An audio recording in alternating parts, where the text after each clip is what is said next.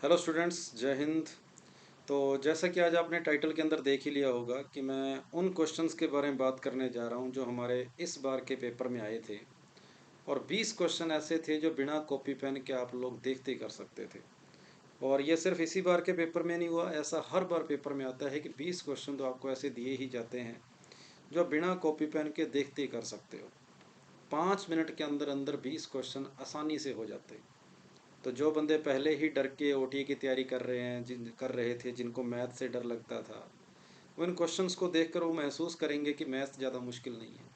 बस हमें कौन सा क्वेश्चन करना है, कौन सा छोड़ना है, बस हमें ये सिलेक्शन करना आना चाहिए।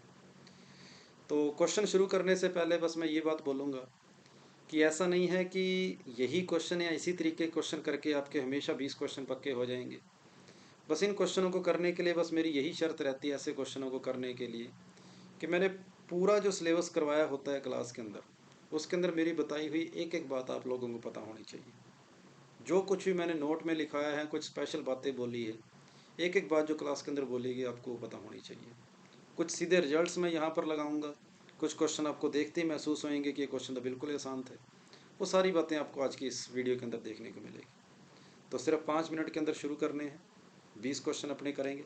ठीक है, स्टार्ट करते हैं फिर। चलो, पहले क्वेश्चंस देखते हैं। और इधर मैं अपने टाइमर भी स्टार्ट करता हूं ताकि आपको लगे कि हाँ, उतने टाइम में ही हुआ है जितने टाइम में मैंने आपको बोला है। और ये मैंने टाइम स्टार्ट किया है। चलो, पहला क्वेश्चन कहता है किसी ओड नंबर के स्क्वायर को 8 से डिवाइड करते हैं तो रिमाइंडर क्या आता है। तो ओड नंबर का स्क्वायर 8 की टेबल से एक ज़्यादा होता है, ये ऑप्शन मेरा आंसर है। 3 का स्क्वायर 9 होता है, 8 से डिवाइड करके एक रिमाइंडर देता है। दूसरा क्वेश्चन, सभी नंबरों को मल्टीप्लाई करके यूनिट डिजिट बोलता है। तो 5 को जिस मर्जी नंबर से गुणा कर दो, यूनिट डिजिट 5 ही आएगा। ये मेरा दूसरा क्वेश्चन था। तीसरा क्वेश्चन, क्वेश्चन को देखते ही महसूस हो रहा है कि ABC को अगर मैं 1 1 1 रखूंगा ना, तो 1/2 1/2 1/2 सेटिस्फाई कर रहा है।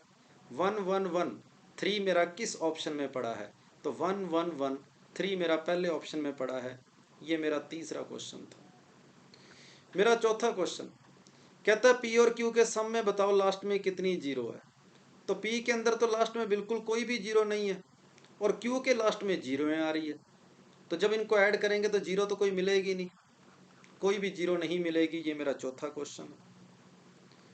पांचवा क्वेश्चन, 8 जने, 8 मैन और 24 वुमेन किसी काम को अगर एक दिन में करते हैं, तो बंदे देखो 3 गुना कर दिए। 8 मैन से 24 मैन कर दिए, 24 वुमेन से 72 वुमेन कर दी। तो बंदे 3 गुणे हो गए, तो टाइम 1/3 लगेगा। तो एक दिन की बजाय मुझे 1/3 डे लगेगा। ये मेरा क्वेश्चन नंबर 5 था। क्वेश्चन नंबर 6 के बारे में बात करता हूँ। एक्स और वाई की पावर 1 1 है, और 2 पावर से 2 पावर की ओर जाना है, बिल्कुल सही है। ऊपर पावर 3 है, नीचे 4 है, तो ओवरऑल पावर -1 होगी। -1 डायरेक्टली प्रोपोर्शनल टू पावर 1 हो नहीं सकती। सिर्फ पहला स्टेटमेंट सही है। ये मेरा छठा क्वेश्चन था। सातवां क्वेश्चन, u प्लस वी की वैल्यू उसने बोला डाउन स्ट्रीम की स्पीड आपके पास x है, अप स्ट्रीम की स्पीड आपके पास y है। तो u प्लस वी एक्स के बराबर है, u माइनस वी वाई के बराबर है। तो कंपोनेंडो डिविडेंडो लगाया, तो u अपॉन वी की value x minus y upon x plus y upon x minus y आएगी। क्वेश्चन नंबर 7 के बाद क्वेश्चन नंबर 8 के बारे में बात करूंगा। दो नंबरों में HCF कहता है G है, तो इन दोनों नंबरों को आपस में चाहे ऐड कर दो चाहे सब्ट्रैक्ट कर दो, HCF हमेशा G ही रहेगा। ये आपके पास सीधा सीधा रिजल्ट होता है, जो आपके PYQ में कई बार आपने क्वेश्चन किए होंगे। क्वेश्चन नंबर 8 के बाद मैं क्वेश्चन नंबर 9 के बारे में बात करूंगा। कहता है P और Q का HCF 44 है, तो Q की वैल्यू बताओ। तो मुझे एक ऐसा नंबर चाहिए जो 44 से डिवाइड हो, और 44 में जो 4 छुपा है उससे सिर्फ और सिर्फ 924 डिवाइड होता है। तो Q की वैल्यू मेरे पास B ऑप्शन आ जाएगी, और कोई भी नंबर 44 से डिवाइड नहीं हो रहा। क्वेश्चन नंबर 9 के बाद क्वेश्चन नंबर 10 की बात करेंगे। कहता है इन तीनों नंबरों को जब डिवाइड करते हैं बड़े से बड़े नंबर से, सेम रिमाइंडर आता है। तो जब सेम रिमाइंडर आता है, मुझे इनका डिफरेंस का HCF देखना पड़ता है।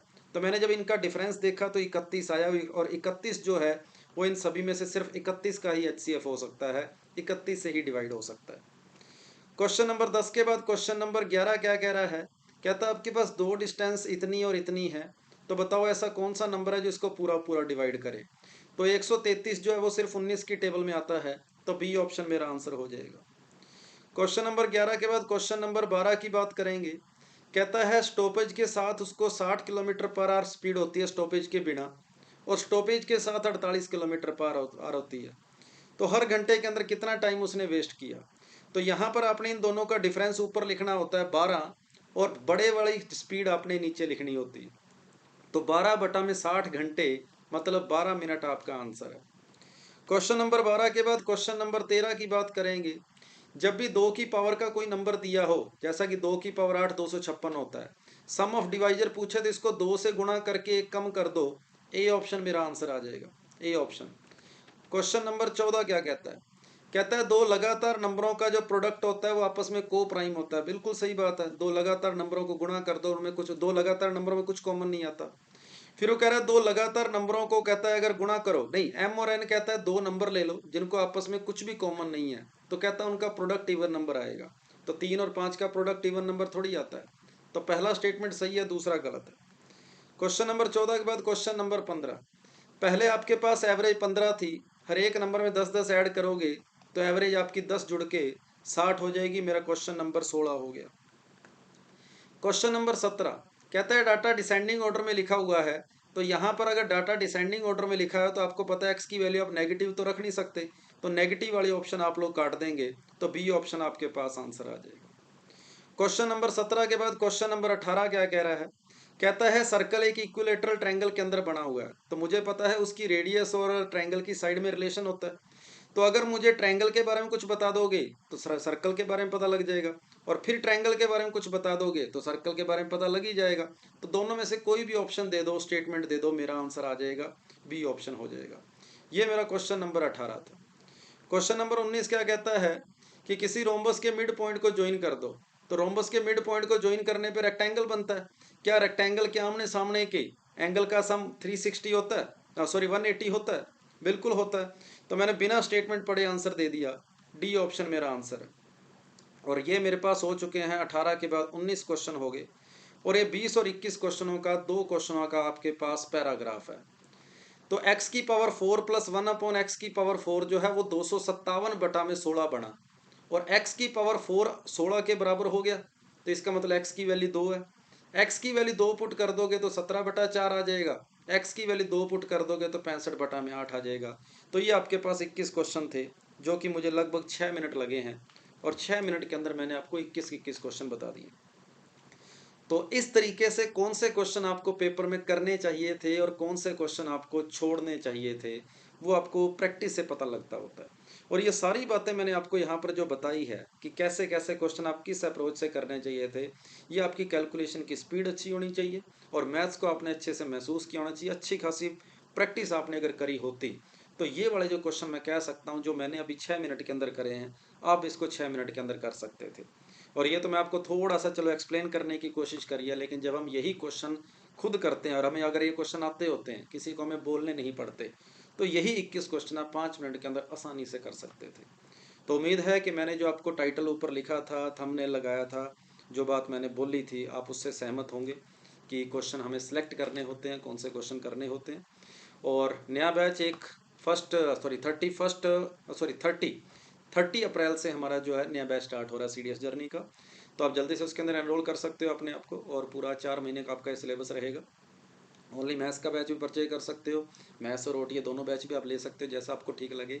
तो 30 अप्रैल से आपके पास क्लास स्टार्ट हो रही है। तो थैंक यू सभी को, ऑल द बेस्ट।